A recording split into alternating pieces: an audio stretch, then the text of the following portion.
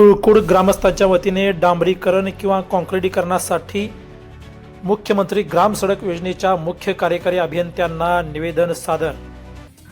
आपण पाहत आहात न्यूज ग्रेट महाराष्ट्र आणि या जर चॅनलवर आपण नवीन असाल तर हे चॅनल लाईक, शेअर, सबस्क्राईब करायला विसरू नका। News great Maharashtra. आज सुळकुड ग्रामस्थांच्या वतीने सुळकुड येथील रस्ते डांबरीकरण किंवा काँक्रिटीकरणासाठी मुख्यमंत्री ग्राम सडक योजनेतील मुख्य कार्यकारी अभियंते यांच्याकडे निवेदन सादर करण्यात आले।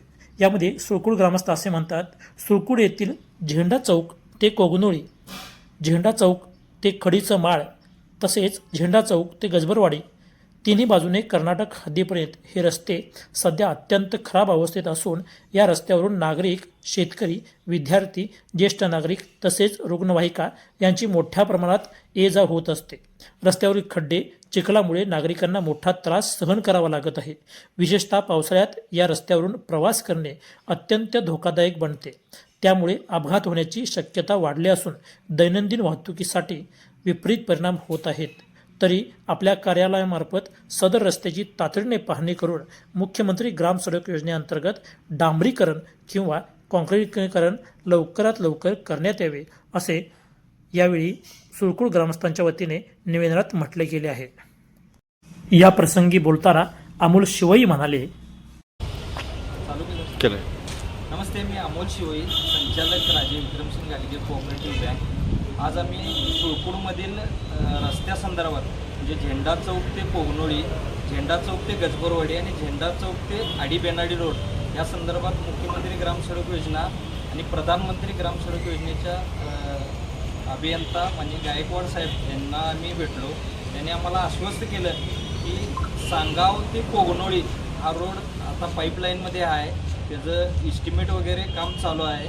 त्यांना त्यातल्या ज्या काही सूचना असतील म्हणजे नदीवरती जो नेहमी रस्ता खचतो त्या ठिकाणी रिटेनिंग वॉल आणि स्वामींच्या कोपऱ्यापासून मसुदीपर्यंत दोन्ही बाजूनं बॅरिगेट ह्या संदर्भात त्याने एस्टिमेटमध्ये ते इन्क्लूड करतो असं म्हटले।